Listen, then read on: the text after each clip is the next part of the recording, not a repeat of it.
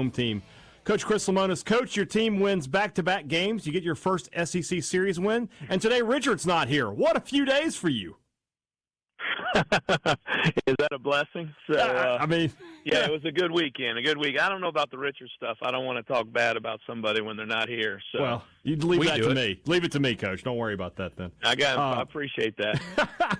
So let's go back to Friday. Really the first time this year I would say that Pico Khan didn't look like the dominant ace he's been for you for most of this season.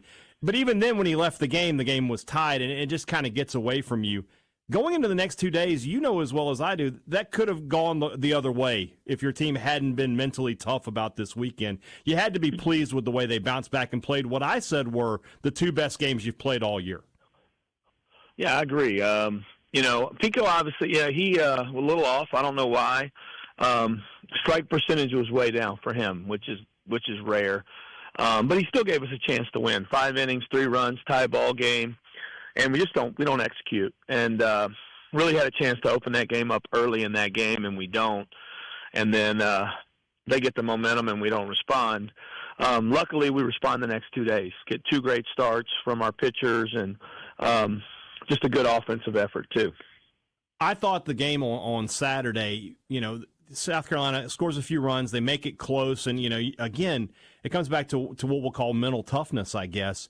That's another situation where your team has in the past had, these close games that they've struggled at times, but instead they just go and open the game up and pull away and take advantage like you were saying there. That was a really solid win and some power that day, 5 home runs for your guys. Yeah, I think, the power may have been a little bit of the win. I do think we had some really good home runs in that game, but it did. They knew their backs were against the wall, and they responded. And like I said, when you get a good start from Evan really gave us a great start. And Chase Hungate, he just closed everything down. They did. They made a little run at Evan on some pop-ups that blew out. But I thought Chase, with the sinker, came in and just solidified the game for us and gave us great momentum going into Sunday. And then on Sunday, Carson Ligon, one of the best games Mississippi State pitcher has thrown in some years. Just really, really dominant. Only 2 hits in the entire game between him and Stone Simmons. You had to be, are you pleased that you didn't have to go deep into your bullpen this weekend, or are you wanting to get those guys innings? What I know the wins are great, but just from a coaching perspective, how do you feel about that? Well, no, I'd rather throw less of them, I promise you that. I know they need work, but we got a good team tomorrow night in Birmingham with UAB.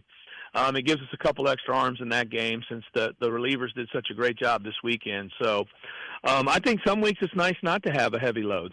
Some weeks are heavier than others, and you get through this, the intensity of the SEC is not just about pitches, but every time you make a pitch, it feels like the whole game's on the line. So not having to use every single guy, I think, kind of helps you in the long run. This is 2 weekends in a row with Stone Simmons where he's just looked really good out of the bullpen. Do you just feel a different level of comfort from him when he's coming out of the pen?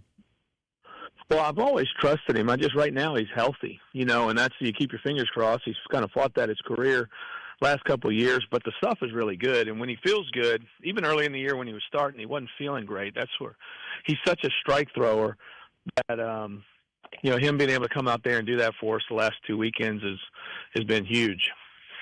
You don't need me to tell you the number of wins you're probably going to need to get into the postseason at this point. The calendar. Yeah, we got an idea. Yeah, I figured you would. Coaches love to talk about one game at a time. Is it in any way difficult to go one game at a time when you got to look at that and go, we need X number of wins? It's a lot to bear, especially for an 18 to 22-year-old to start thinking about what we're going to do 3 weeks from now somewhere else. And I have a hard time getting them through practice sometime with the attention span. So it has to stay one game at a time. And I've talked to them. I told them somewhere down the road we got to have a special weekend. Mm-hmm. Somewhere down the road we're going to have to do something special to make up for that. The one that really kills us is the first weekend at home with Texas. Where you're in all those games, you see what type of team Texas is, and we're a play away from 3 games. That's the one that you got to make up somewhere. You got to have a great weekend somewhere to make up for it. But we just keep it as simple as, 1 pitch, 1 inning, one game. That's all we can do. And so it's just too much to process when you start thinking down. They probably don't know how many it takes. They probably have an idea, but the reality is coaches, we know, but we we need a good weekend this weekend in Tuscaloosa. One of my favorite storylines of SEC play for your team has been Hunter Hines and how well he's played, especially since conference play has gotten started. When we talked about him a few weeks ago, and it was like you knew he would turn it around. He was too experienced to hit or not to. He has been playing at a really good level right now. When you talk to him, what is he saying about what he's seeing at the plate? Well, I think he's corrected some things, mechanically that have led him. Like I told him the other day, just more bat speed, more everything. He's just doing. And now I don't think he's thinking about a swing at all. He's just coming to the yard every day and playing, which is nice. And the part I appreciate about Hunter is it's been more mentality with the ball club. When you're going through a slump like that, you get really focused on yourself, and not in a selfish way, but it's just hard not to come to the ballpark and you're almost hoping to get a hit every day, right? And I think now that he's comfortable, we're getting that leader on the ball field, in between the lines, in the dugout. This is a kid who's played 4 years of high-level SEC baseball. We need that personality in between the lines. I'm going to let you be baseball nerd for a second there. Mechanically, what is he changing about his swing? Well, he actually told me today, we were talking about it, and I think he's more in his legs. If you see him, there's a little more of a emphasis to be in his legs and just be loose and quick up top, and it's helped him see the ball. It's helped him, let the ball travel to him because, he would struggle with the off-speed, and I just think it's made him more comfortable. The top of your order has been playing really well, especially when we talk about Reese and Sullivan and Hines. This weekend, Reed Stallman, I think, really made a strong case to be a part of the top of the order as well. You've been trying to figure out that outfield situation. We'll talk about second base in just a second, but Stallman had a really good weekend for you. Yeah, he did. You played about half the weekend, right? Came in the one game and had some big hits, and I think we have a rotation there because I still think I got to get Aaron Downs going. He was so good early in the season. He just struggled a little bit in SEC play, or struggled a lot. But Garrick Fry's a piece out there too. Garrick's had some big at bats for us, and he's been pretty good in SEC play. So, running through those guys, I think it gives us a couple different options. And then, as I mentioned at second base, Gatlin Sanders was outstanding this weekend, both on the field and at the plate. You feel like he's made that job his? Yeah, it's his job right now. So I'm not saying we don't have other guys competing for it, but it's Gatlin's job just to solidify defense. We have to solidify ourselves defensively, and he's just done a really good job with that.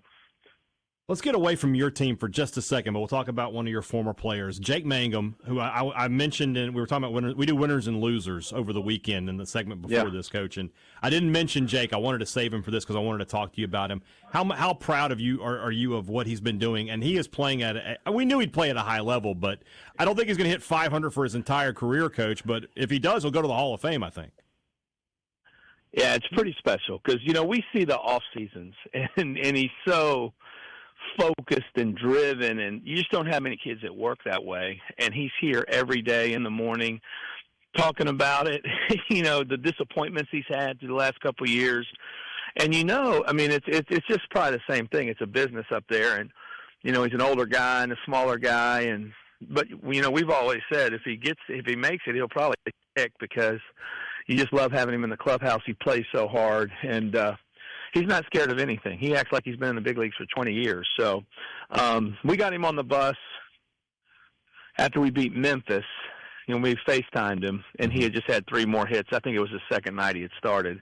Gosh. And he's just hanging out in the locker room. And, you think he'd be so busy because everybody's been bothering him, and he hung out and talked to us for a while. And you're just super proud. You just, to watch somebody achieve their dreams like that.